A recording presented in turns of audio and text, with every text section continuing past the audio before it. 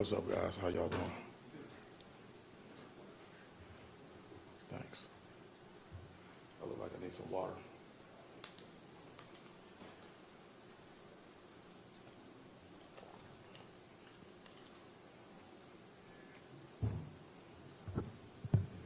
Is this new? It's been like that? Great. All right, thanks everyone for being here today. And we got back early Sunday morning about 6 a.m. Watched the tape, watched it on the plane, and watched it when we got back right away, and it was exactly what we thought that we would see. Very disappointing, just sick of some of the bad football that we played. So we we made the improvements when we made the corrections, and then we had our first practice for Minnesota. We're really excited about opening up the Big Ten here at home in the Woodshed. I want to thank our fans. It's been great.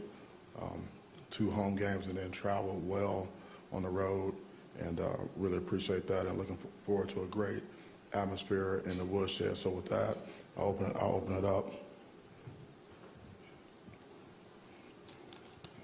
When you looked at the film, was the pass breakdowns schematic, or was it missed assignments or technique, or what was the prevailing thing? We didn't have anything schematic, which is the first thing you look for. To say, are we getting schemed up, or do we have something of that nature? It was mostly communication or technique, some type of eye discipline or an alignment error, something of that nature. Yeah. When you looked at the other side of the ball on the offense, what change do you feel up front between the beginning of the game and the second half, where the line was starting to kind of establish themselves a little bit? Yeah, well, it was better execution, really. Just more assignment sound. It was death by inches with the offense, defense, and special teams for the entire game. Well, certainly in the first half. We had twice as many missed assignments in the first half as we did in the second half. So that was pretty much what it was. I was wondering, when you look at Minnesota, their run game, their offense overall has been really good numbers-wise, but with Mo in the backfield and kind of the challenge he presents leading them back there. Yeah, I really like the way they play the game of football. PJ's done a really nice job with that program, and they have one of the best offensive lines in the country. And they're big, and they're very good at what they do in the run game, and they're very well coached, and they're going to run inside zone and stretch, and you just got to stop them. They have really good runners, and the running back he's physical, and he runs the ball like the way you're supposed to run the rock. So I'm very impressed with the way they play the game and the way they run the football. And they're very efficient in the passing game as well. They have very good quarterback experience, one of the best quarterbacks in the country. So I'm just really impressed when you turn on the tape and you see how they play the game of football. Yep, I love it. Hi, Coach. So Peyton seemed to be playing better against Washington this week, but he seemed to wasn't afraid to put his body on the line and took a few hits. Was he able to still hit the ground running at practice this week? Well, he's still alive. Yes, yeah. He was present today. So. And what were your thoughts on his overall play and improvement from the first 2 games? He played well. I mean, he played better, and he was more efficient. He threw some really nice balls. He took some checkdowns, and he actually threw the ball away. So, and he threw some really nice balls, and then he used his feet. He was he's hyper competitive, which you could see, and so he improved.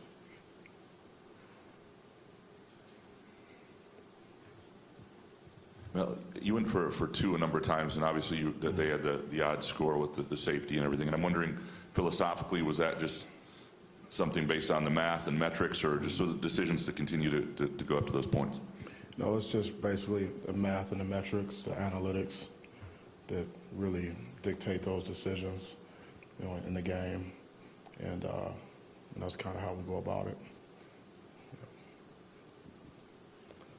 Well, I'm wondering, PJ announced that Ottman Bell is out for the year.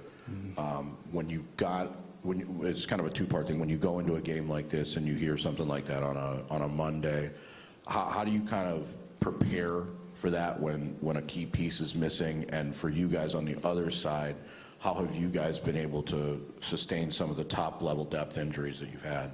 Yeah, so if you know that a player is not going to be available, then you don't have to prepare for that player, but you still have to prepare for the other players, and they have a lot of good players and they have a really good scheme, and they play hard. Us, depth-wise, it's been a next man up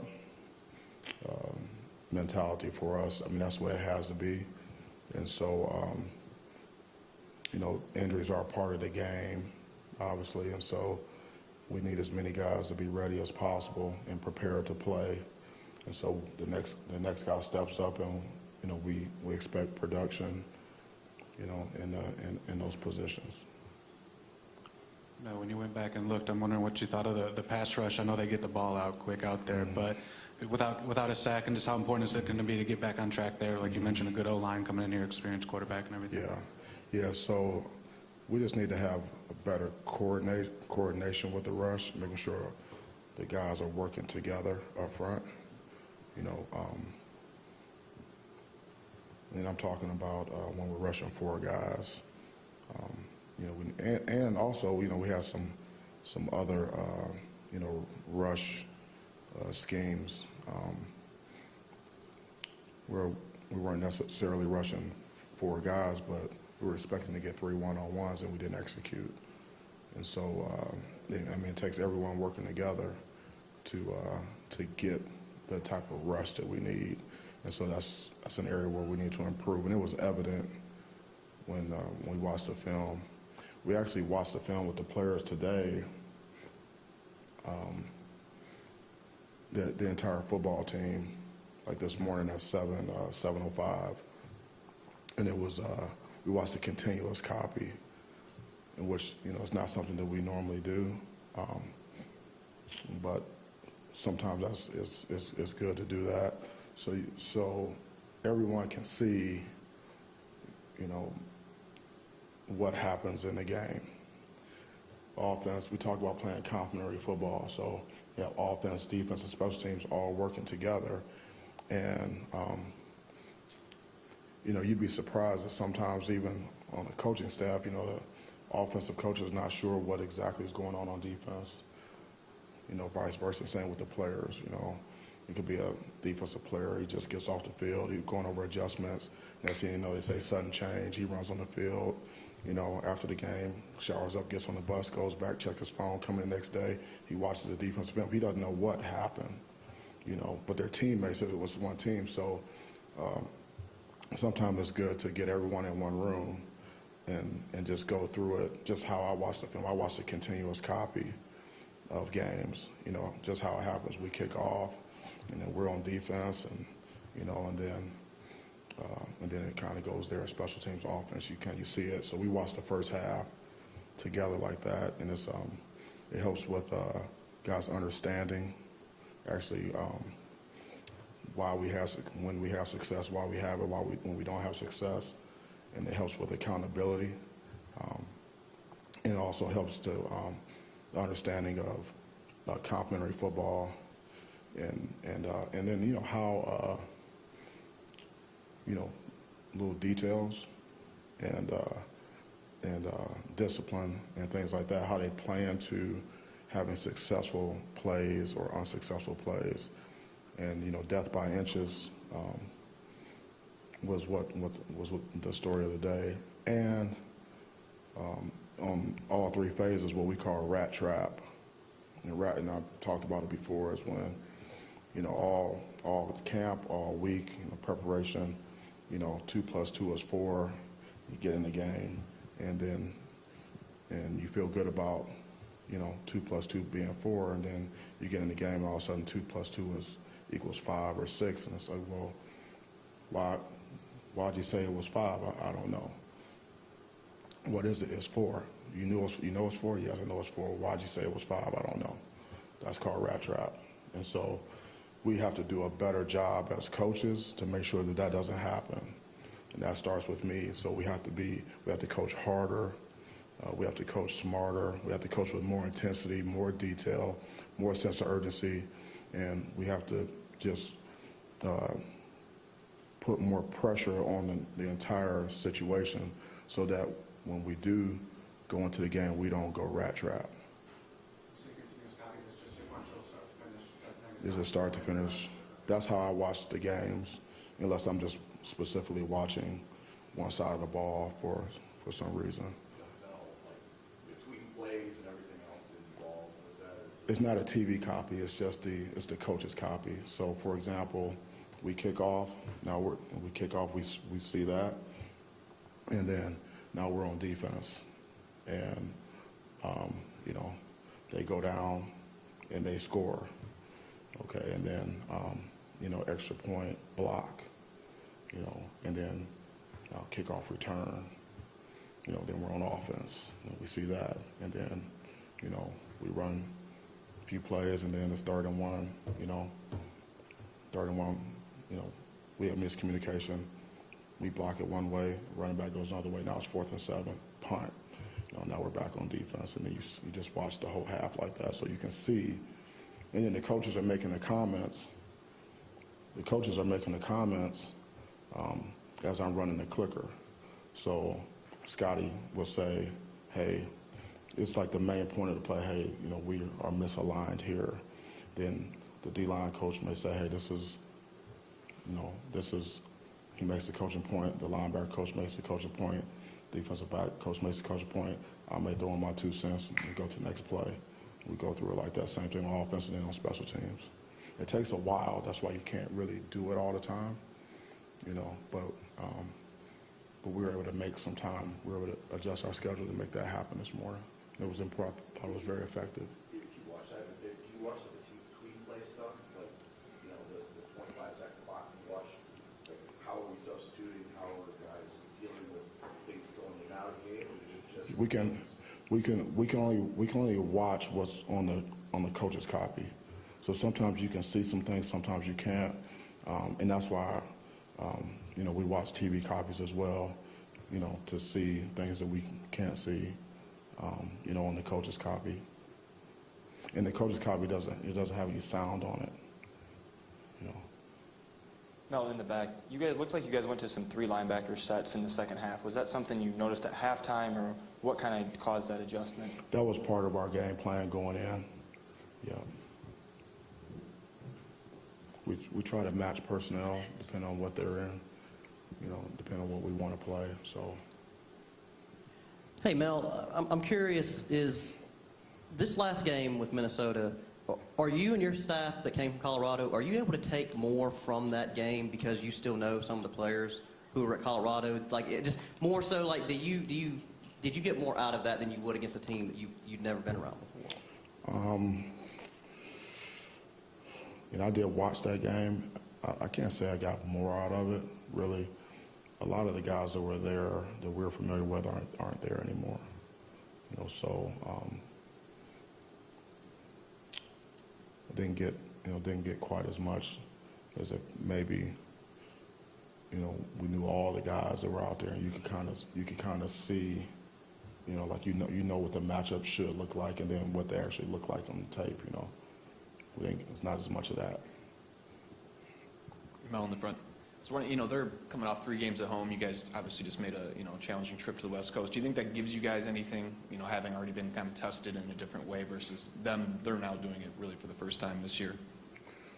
Well, we're expecting them to come in here and be great and be prepared and be ready to go.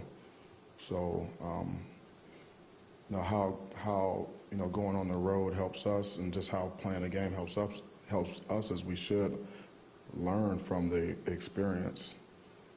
And like you guys asked me after the game, you all asked me after the game, like, what do you learn about your team? Well, you learn a lot when you see the guys play in games, when you see them play in that type of environment. And so it's very revealing. And so we learn from it, and then we move on. And it was good to get our first practice in this morning for Minnesota, because we had to quickly move on and get that game behind us, because it just makes you sick until you can really turn the page, and but you have to move on. Mel, you talk all about the ball, and we've seen what the fumble recoveries have meant this year. It's 111 pass attempts now without an interception. Mm-hmm. What can you do about that? Yeah, well, there's a few things. When you're playing, we play zone coverage and we play man coverage, and then there's some combination coverages. When you're playing zone coverage, you have to do a really good job in the passing game in terms of making sure that the guys that have in zone should have vision on the quarterback, and when the quarterback throws the ball, everyone needs to break 1/3 the distance. The ball's in the air to the reception area, and then all tips and overthrows, we have to get those, and then the underneath players, when the quarterback gets to the top of his drop and sets his back foot and hitches, all the underneath droppers need to be set up, and the receivers should not be over top of those underneath droppers at that point. So it's a race against time to key and diagnose, see pass, and get back and get set up and get ready to break on the ball. And then we have to have the rush coordinated and working with the coverage. And sometimes, a couple of times in the last game, we had the rush, but the coverage didn't make the quarterback hold the ball long enough for us to get there, And then vice versa, sometimes we had good coverage and the rush wasn't coordinated, and the quarterback, has more time to run around a little bit, and somebody, finds somebody open late, So in man coverage, same thing with the rush. That doesn't change. We have to have really good eye discipline in man coverage, make sure that we stay on top. And I'm not saying you can't get interceptions and takeaways in man coverage, but the main thing is, make sure you're on top of your guy, and my man doesn't catch the ball. And if you have an opportunity to get your hands on the ball, then make the play. So, and then when we pressure, we got to speed up the quarterback, and we got to be opportunistic. We have vision, on the quarterback to break on the football. So. Yeah, well, we were close a few times. I thought that we had a chance to get some balls that were overthrown. We were really, really close, but we didn't have a good enough break on the ball, weren't in quite enough good in the position that we needed to be in to make the play. So we had to coach a lot better to get all of us to get what we want as far as takeaways, interceptions. Mel, you've obviously been coaching a long time, been through disappointments and ups and downs, and yes, I have. And your players mostly as well. You've had a nice run here, going back to the Penn State game, since something really has gone wrong. And I'm wondering what you look for inside your program when you have a moment like this, where for some guys it's new, and the response you want to see, and are there tells and things you're looking for during the week? Yeah, well, coming out of the game after you grade the film, then you see rat trap, then you basically got guys in 3 categories: guys you can trust and you know what you're going to get from them. Then you got guys in the middle category that that you feel like you should be able to trust, but they need to get better. Then you got guys in the category where you just can't trust them right now. You're not sure exactly what you're going to get at all when they step on the field. So you have to make sure those guys you can't trust don't step on the field again until they get to the point where you can trust them again, through practice. And then, so that's the first thing you have to do, who we're going to put on the field. And then what changes need to be made from a personnel standpoint. assuming that the scheme is sound and things like that. And then we got to coach them better. And then we're going to be defined on how we respond, to adversity and how do we respond to a loss.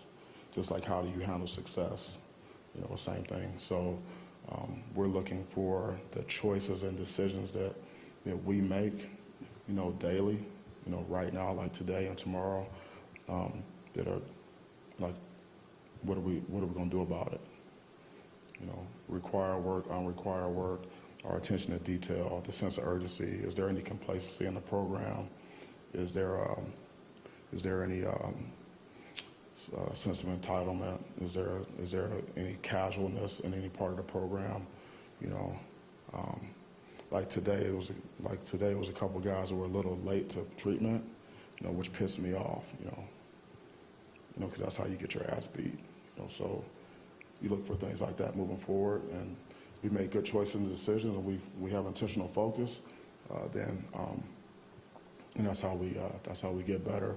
And make sure we don't go out there and play bad football like we did on Saturday. Mel, right here.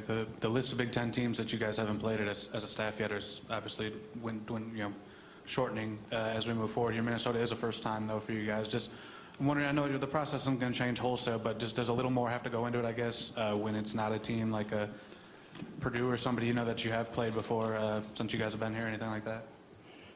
I'm not sure if there's a little more that has to go into it. We have we do out of season studies on our opponents because we know what the schedule is going to be, and then we see if there's new coordinators and things like that, and we do the research on the guys ahead of time. And if you played them maybe the year before or a couple years, you can pull out the game from last year or a couple years ago and kind of see how you played, and then compare it to what they're doing now, see if anything's changed. And you may be able to see like your guys against their guys, personnel matchups, things like that. But I think if you're preparing any like more diligently or with more urgency or more attention to detail, 1 week versus another week, then that's a problem. If you're preparing as a staff or players, like if you're saying, okay, well, I'm gonna prepare a little bit more.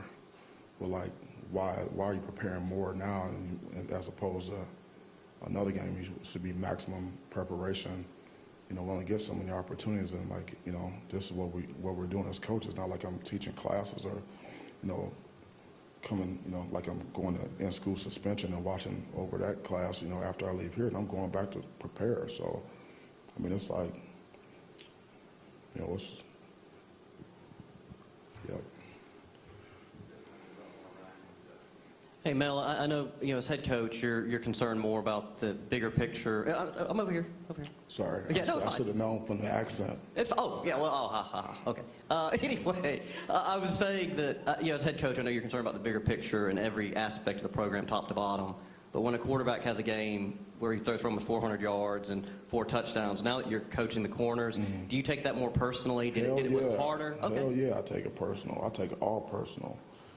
I remember one time I was coaching, I was at another school, I'm not going to name it, and then something happened, and I was actually at Ohio State, and someone said, well, you can't take that personally, and I was like, I didn't understand that, and I was talking to Coach Truss about it. He said, I never met a good coach who didn't take it personally. And so I guess since Saturday, kind of what has been the self-reflection for you on maybe what you could have done with the corners and things like that? Yeah, well, the reflection is like I told the players, the resume is on the tape, So, like right now, I'm a horseshit football coach right now. That's honestly is how I think about it. So we got to get better. You talked before the season about the pass defense and that kind of stuff. The mistakes that were made Saturday, are they the same as last year? Or are they a different breed? Or how would you characterize it? Well, I saw some similarities in a couple of things, and that's why we're going to have to make some changes. Yeah. You mean personnel? Yeah. You said you take this personally. Obviously, it's Monday, it's early, but you'll see more throughout the week and on Saturday. But how do you think your guys are responding just to that first loss and kind of moving forward to Big Ten? Today we were good today. We had good meetings. I thought the meetings were productive. Our practice, we didn't hit today, but we were going full speed, and there was a lot of focus there. And I saw the attention to detail. The guys there weren't were paying attention, and guys were coaching each other up. It was very organized. I thought we moved with a sense of urgency from drill to drill, and things were pretty clean. And just kind of introducing the game plan to the guys. And so we talk about stacking days and every detail being important. So at the end of every practice, the question becomes like, did we stack today? And so, when I go back, we'll watch the film here of the practice and offense, defense, special teams, and we'll say, hey, did we stack today? And it's the standard is a standard, so either we did or we didn't, because if we didn't practice or perform up to the standard, then we didn't stack, so that's kind of how we go about, the process throughout the week. If we stack days, then that gives us the best chance, but again, we have to raise our level of intensity in what we're doing. And I hope my mom is not watching this press conference today, so. Now, just your team's challenge is obviously how they bounce back from their first taste of adversity. Where do you think your team's confidence level is, or how a game like that affects it? We're going to find out here pretty soon, but today I saw a confident football team. I mean, you learn, you have to learn, and you have to learn from, from adversity. Like, we're going to be defined, based on like how we respond to like this adversity and a loss, and sometimes you can win and not play well, and you have to respond to that. Like when in the first game of the season, we're a very inconsistent football team right now, and so I think the collective confidence of the team is as confident as it can be coming off of a performance like that. But the team is made up of individuals, and so you got to look at some of the individuals that are going to have a role in the game, and we have to see, like, hey, if they're going to have a role, we have to make sure they're confident in what they're doing, and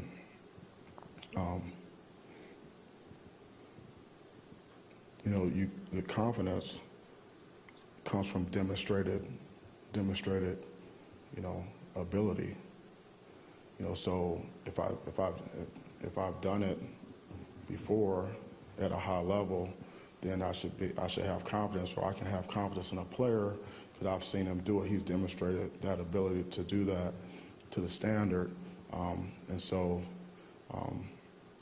that's why the preparation for the week is so important, because we have to make the practices as much as we can. We can't kill the guys. I mean, we got to get the guys to the game, but we have to make them as game-like as possible in terms of the speed and the intensity, and then kind of like the atmosphere and how we coach the guys, so that we can have the players can gain confidence by saying, hey, if I can do it in practice, to the standard, then I should be able to carry that over to the game, and then we can have confidence in the player saying he's demonstrated the ability to do that, and take it to the game. And so when you have rat trap is when we have demonstrated that we can do that, but we don't do it in the game.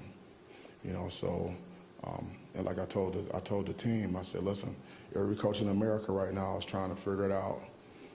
This week, everyone in America is having meetings today and Monday practice, and introducing, the team to the next opponent, and everyone's 18 and 22 years old, and we all got it, and so that's where the rubber meets the road, like preparing your football team. That's what we're here to do. That's what we're doing right now. We're right in the middle of it. I'm looking forward to getting back to it, and I'm done here. Thank you so much. Appreciate you covering the team. Enjoy the rest of the week. And apologize to my mom in advance.